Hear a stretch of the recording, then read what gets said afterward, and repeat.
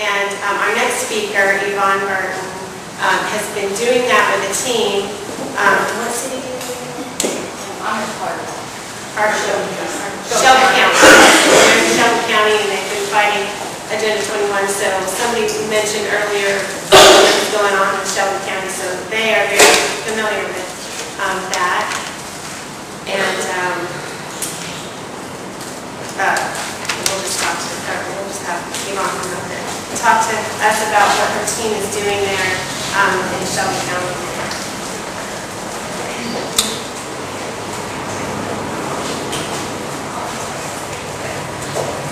Now that you have the Jesus scared out of you, I'm going to be the whole change part of the program. I apologize I don't have a formal presentation. We've been very busy on the local level fighting local things, and I've really had time to come up with water. But I wanted to come out here and speak to you guys because I think what we're doing in Shelby County can give you guys some hope. I thought Josh's presentation was very good, but I want to disagree on one issue about your elected officials not listening to you. If you run to them kicking and screaming about UN Agenda 21, it's going to take over, they're going to shut down. They're not going to listen to you. But there is a way to reach them. And we've done that on both sides of the aisle in Shelby County. When I first started reading about Agenda 21, it was probably 2 years ago. I've always prided myself in being enlightened, knowing what's going on, being an informed voter. So when I started reading about this, once you start reading about it, it's so crazy, it kind of sucks you in. You get into it, and like one of the other speakers, maybe Tammy, said, she was like, oh, that's crazy. No way. So I kind of shut down the way a lot of people have probably reacted to you when you presented it to them. No, that's crazy. That can't be. I dropped it, left it alone.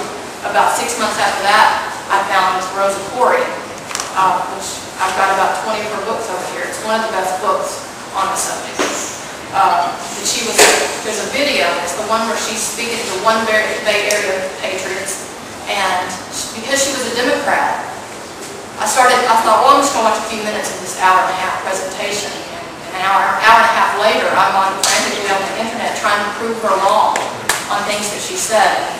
Everything I looked up was, exactly as she said. So at that point, it was okay. Now I know this is going on, and you have to do something about it, which is the hardest part for most people to grasp. So what we did in Shelby County is this thing is being implemented locally. Think local, act local. That's my cliche now. We're going to have to do what the progressives have been doing for 100 years. Have y'all ever heard of Cass Sunstein? Nudge, nudge. I've heard a few of the speakers say, it creeps, it comes in levels, and they're very patient. We have to be very patient. This government is like a turtle. It's very slow, and I learned a lot from listening to Bobby Petray when she spoke at our, with our group. These people are legislators. They're just like you and me. They're not nobility. They're no better or worse than you. But there's a way to approach them and enlighten them and engage them. So think local, act local. So we decided to act local, we would have to start going down to the councils, paying attention to the agendas. So we picked one item off the agenda. It was an animal code that they wanted to implement. This animal code would allow, it was for the protection of the animals, and who could be against that? Well, if I could call on my neighbor Kathy, I don't particularly care for Kathy, and I don't think she's taking care of her dog. I don't think she keeps the dog food in a covered container, or I don't think she changes the water every 24 hours. And I could call and make this complaint anonymously. And there was a whole other slew of violations that you could be cited with, and animal code enforcement. They wanted to give them the authority that policemen have to be able to come into your house. It was a very overreaching violation. When we first took it on, I did not think it was Agenda 21. I'm starting to think after a year of being active locally that almost everything on your local agenda is Agenda 21. But these violations would be tried in environmental court. So Shelby County's got an environmental court that we've had for 20 years. We're on the front lines of that. Have found out that many of the legislation coming through the council will be tried in environmental court. We've been fighting wage theft legislation, which I'll talk about in just a second. Those violations would be tried in environmental court. Anyway, so we pick this one piece of legislation and we go down there. And one of the interesting things about going down to your local council is how few people are there. There's hardly anybody there. You've got your council, and then you've got a few suits and ties, and maybe a few proponents for whatever legislation is being pushed, which in this case was a local animal group that had been pushing this legislation. Anyway, going down to the local council is very important because there's a process to government that people have to learn. You've got to learn, and you've got to know your council. You make friends with them. It was very interesting.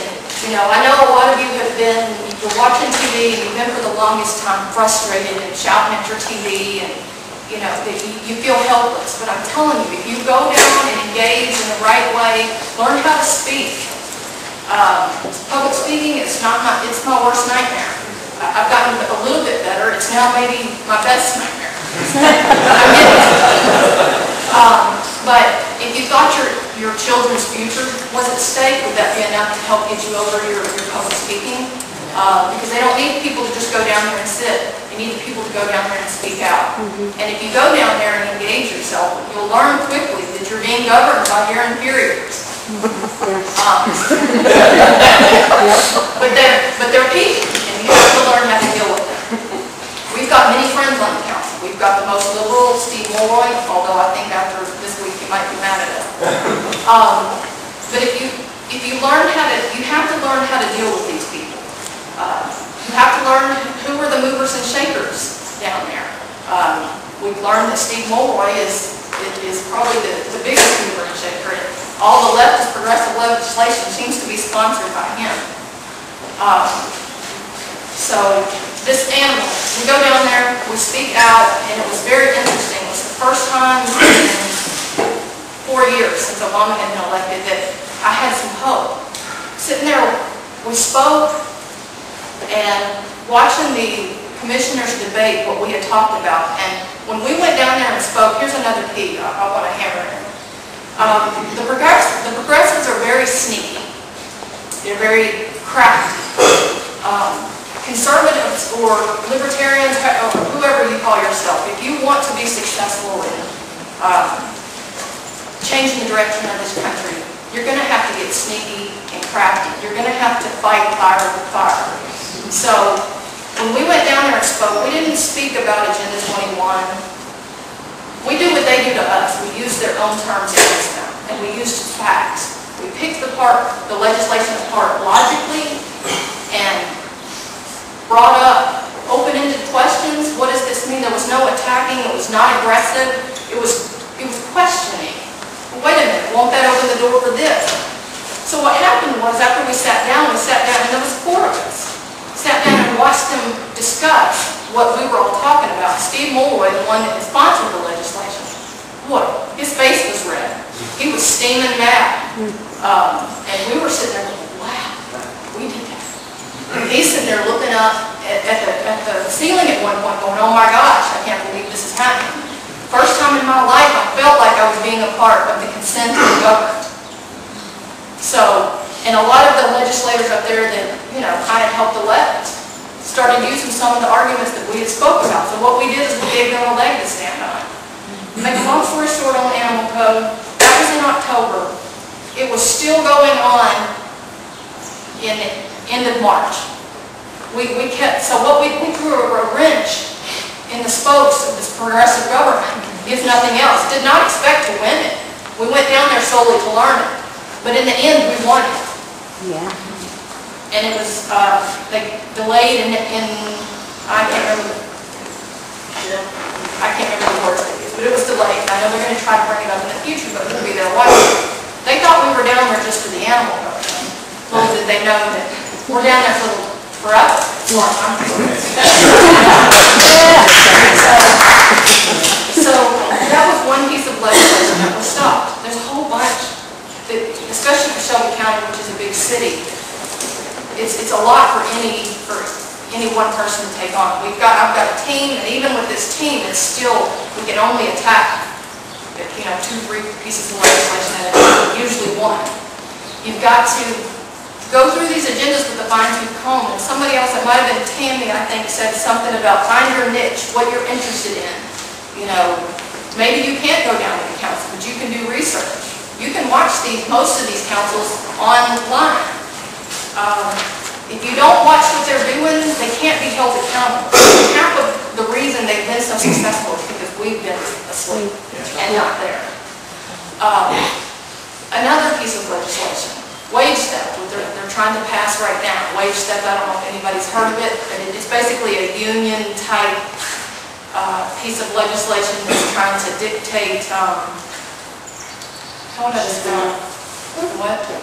It's a shakedown of businesses. And it's mostly happening in right-to-work states.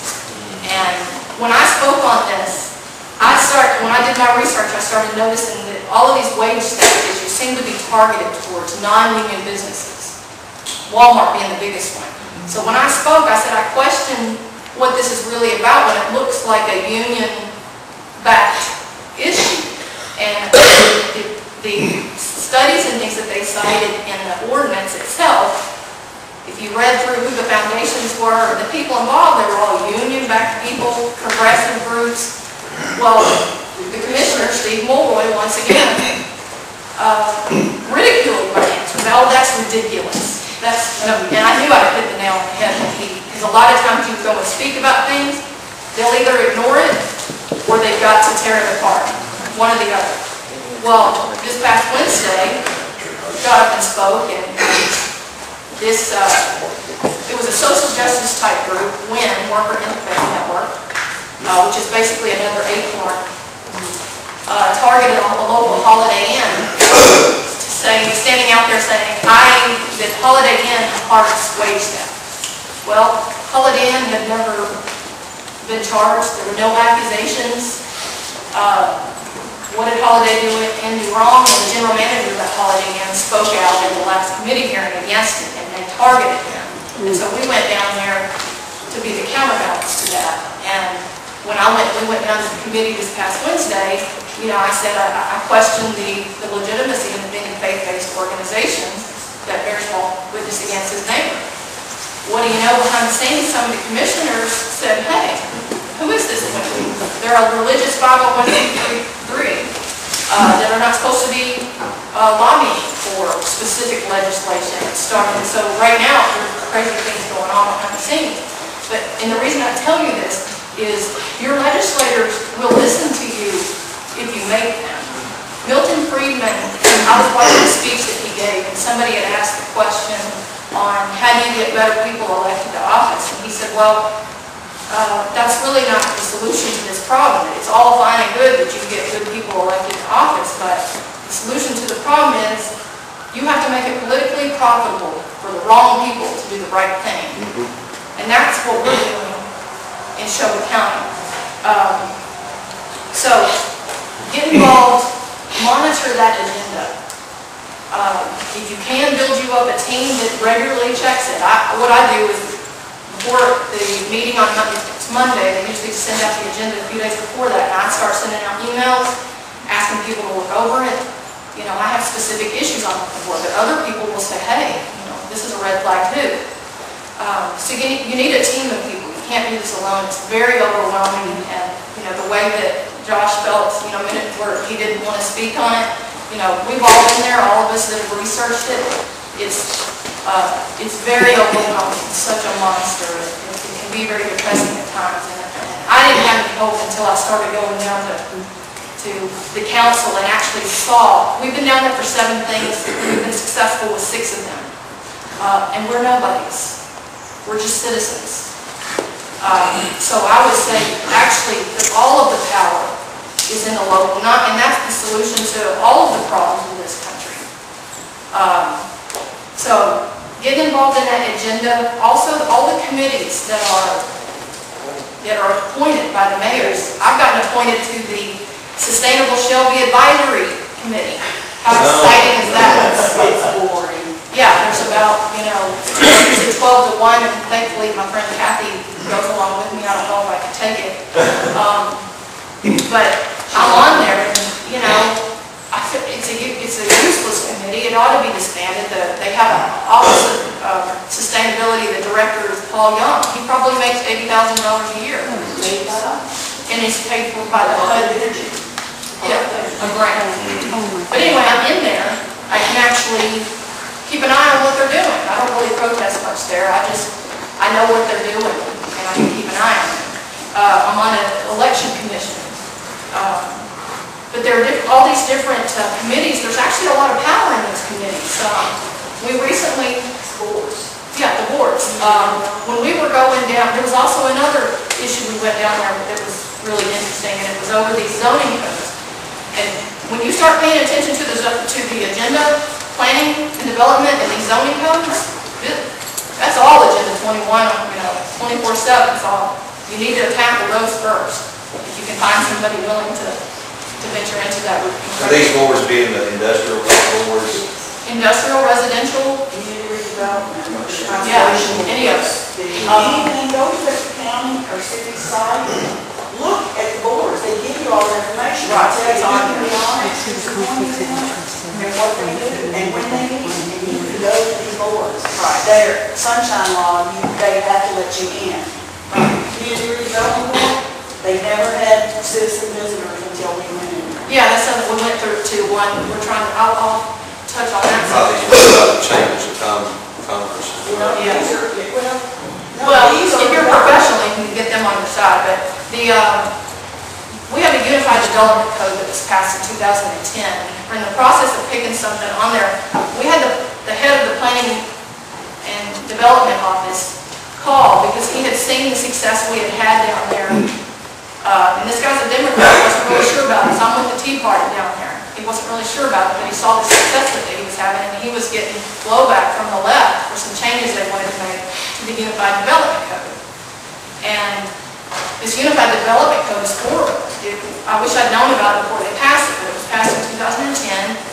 You couldn't have group construction in your neighborhoods, a whole bunch of things like that that were very restrictive. And through that process, we met a business owner in Midtown that couldn't build his business. It was a tattoo parlor, which, because of the Unified Development Code, he couldn't open his business. He'd already bought the property, put money into it, and because this thing had changed, he couldn't, it's his own property. And if you can't open a tattoo parlor in Midtown Memphis, I don't know exactly where. So, we met this guy who bought down there, and I was like, the head of the Office of Planning and Development was actually a pretty level-headed guy. When you're talking about planning and planners, there's not a whole lot that are, level-headed. So the fact that he was coming to us, wanting to make these changes where you could have group instruction, and actually he was fighting some of the Agenda 21. If you start getting into the details of local Agenda 21, setbacks and trees and things, I won't go into that because it's very boring, but he wanted to change that to say you don't have to do this. And these changes would allow this guy, to open his parlor. So we started trying to help him at the same time as helping Josh, and we got those issues passed. We helped him get those passed.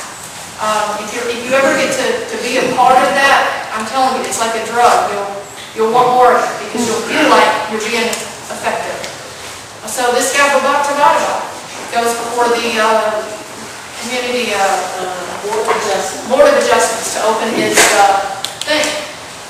After we had completed the UDC, got that passed, we go down there, and other than us, he had a whole bunch of progressives on the left that, for some reason, did not want him to. They didn't like the fact that their Unified Development Code had been changed because they'd worked on it for so long. And these stakeholders that worked on the UDC don't even live in our city. So if they do, they were in Midtown. So that was very interesting. They were fighting to keep this guy from opening it. So we decided to come there and stand on his behalf. That was really very I won't go into it because it'll make this longer.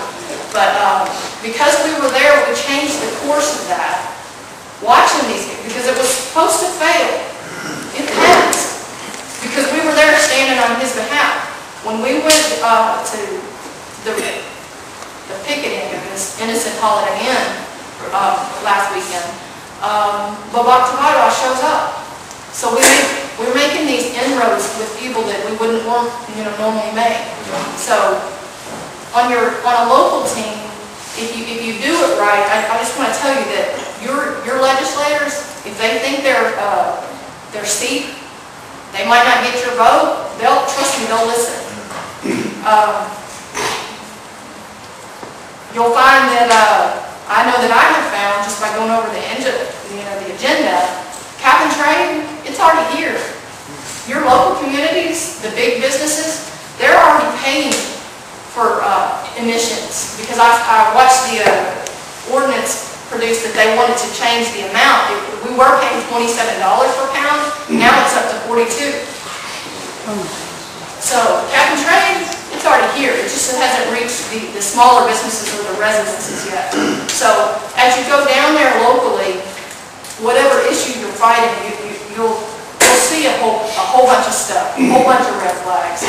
And as you get the word out and you become successful, everybody wants to be a part of the winning team. You can build that team. So I just want to encourage you to do that. Other things like your mention. Go ahead. You keep talking locally. Are you talking city council, county commission? County council, county council, but also, which we haven't ventured into yet, but I want to, is to eventually get to the municipalities. They have their agendas and their local governments too, like Hartsville, Germantown. But right now, we're on the city and the county. Memphis and Shelby County. Yeah. Because that's where all the crazy stuff starts. But actually, in the smaller cities, since really no one's paying attention, it's actually might be easier for these people to get that kind of stuff passed. Your metropolitan planning organizations and the visioning meetings, you got to go to that. You've got to question them. If you question them, if you use their same MO about being sneaky and control the dialogue, you control the people. So when we recently had a metropolitan planning organization meeting, we already had the vision meetings. We were having the results of those vision meetings. And we have got to ask questions at the end of that. All factual based. You got your open spaces, green spaces, have you talked to the people that actually own that land? And we asked questions that were all fact-based, all logical, and went against everything they had been taught in that American Planners Association boot camp that lasted, I don't know, 6 to 9 weeks, where they trained them. And actually, I have that presentation that the American Planners Association gave to all the planning offices all over the country. I have that presentation if anybody wants it emailed, so I could see how they were planning on marginalizing us. And one of the ways they do it is using a different terminology. So I just use their terminology right back. And you can ask the people that were with me, they were frustrated. They were on the defense. They didn't know how to react. They were stumbling over their words. And they know that this is not going to be just so cut and dried and right, it's not going to be a cakewalk. So those visioning meetings are critical. But the metropolitan MPOs, you need to pay attention to what they're doing. I'm only going to say a few more things, but one of the key things they're focusing on now, one of the new terms, is urban sprawl, and it's a negative thing. In April, I attended Up's Unlimited, held a seminar, and it was entitled, "Why the Suburban Experiment Has Failed." So the group think with all of them is that we're the reason these cities are failing. We're not sustainable, and we're not even paying our fair share, which is interesting because if you look at the MPOs and all of the money that's going for transportation, that's taxes that are supposed to fix roads or bridges, in the MPO in Memphis, only 40% of what was collected for that was spent on roads and bridges. 60% was going to all this other stuff. So It's not true that living out in the suburbs, it actually is sustainable if you actually use the money that's collected. Well, when I talked to our county executive here, he said we have to get our monies from the NPO. Well, why don't we just get it from the state? Why do we have to get it from this NPO? That's a good question. The people that... When did the NPO, if you go and look at Wikipedia, from what I looked at online, it was just started back in '08. If you look at their poster. Right. So these things just started up. Yeah, and actually the meetings that we went to, these visioning meetings, in order for these guys that were putting on these meetings to keep their grant and their jobs, it's required by law that they have these meetings. So they're trying to justify their existence. And with actuality, if we had any legislators that could actually do something about that, you could save the taxpayer money. This stuff is not needed. Actual citizen input. Oh, yeah, citizen input. This is, these visiting plans are supposed to be, to get your input. This is your plan. Well, how many, what was the input? What was it, about 400? 400 out of a county that has 600,000, 700,000? It's nothing. They're required by law to advertise these meetings. They don't put them on the front page. It's usually buried somewhere. So you got to be looking for that. Sumner County, that part, that state's already there. Yeah, But you can go to the results meeting if they haven't had that. If you can cause them a lot of trouble, and it's a lot of fun. In Washington County, they just finished the visionary meetings, and they're going to be publishing the results of that soon. And it'll be on the Robertson County Chamber of Commerce website. So I'll put that on the Facebook page too. Okay, sorry. Just a couple of things. Another area that is one is actually further in along that I don't hear a lot talked about is, I know somebody mentioned schools, and it's definitely universities. Universities are critical in this implementation, but churches, and I don't care what church you go to, it's there. I'm not going to go into a lot on that, but that's just keep that in the back of your mind. That's a branch that needs to be looked at, because that's one of the reasons the progressives have gotten so far for so long is, social justice. And as we've seen at the council, they'll have religious groups come in and speak. Especially like on the wage step. How can you be against paying him, man, what he's worth? That's biblical. So I call attention to the hypocrisy of this faith-based organization that was lying about somebody. So you can defeat these people. Tennessee Center for Self-Governance, that class you were mentioning. Mark, that's who I'm with there in Shelby County. That's our Tea Party. He's the one that got me involved. And he's actually the one that motivated me into go into the councils and getting all this started. I've been through level 1, it's awesome. I highly recommend that. If we can do this in every county in the nation, it won't matter what they're doing, in DC. DC is going to be the last thing that changes. Your local governments are something that every one of you has access to, and I highly recommend that you go with that. I think that's all I've got. Is there anything that I did a good job? You want to talk about smart meters? I did want to mention something about smart meters. And Robertson County has smart meters, and probably Sumner County does too. I'm not sure. I think Nashville has it too. Yeah, I've got a form letter. I wish I had more copies. The form letter is a thing that you can put over your current meter to keep them from changing out your current meter. But if you want to look at those, you'll see them afterwards. Oh, so you can keep them from touching your meter. They take it out.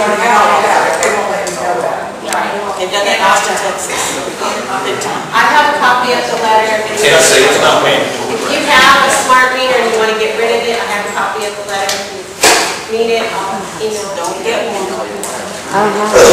It's the way that they can do it. The lady asked, how do you know if you had one?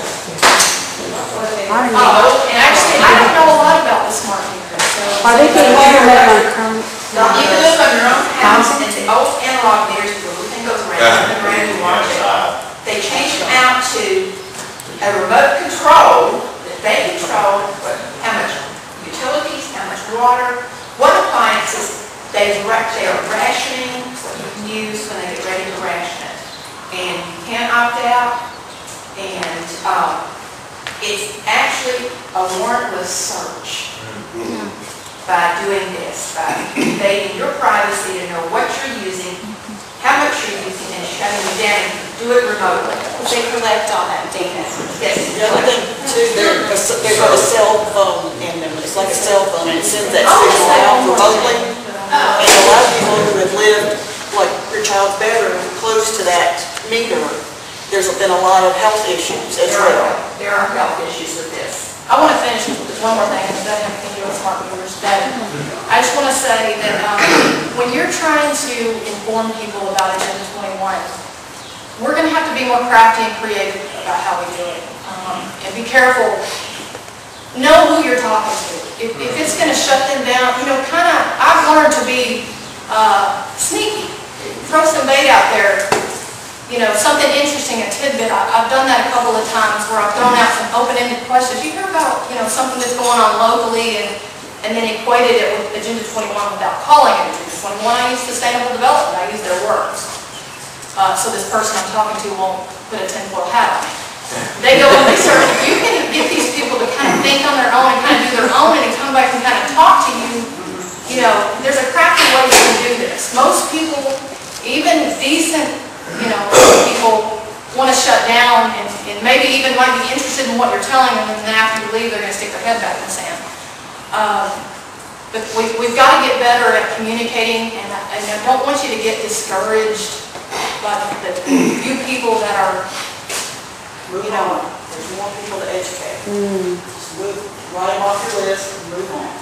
right. Yeah, there's a reason why they say prayer is a powerful source.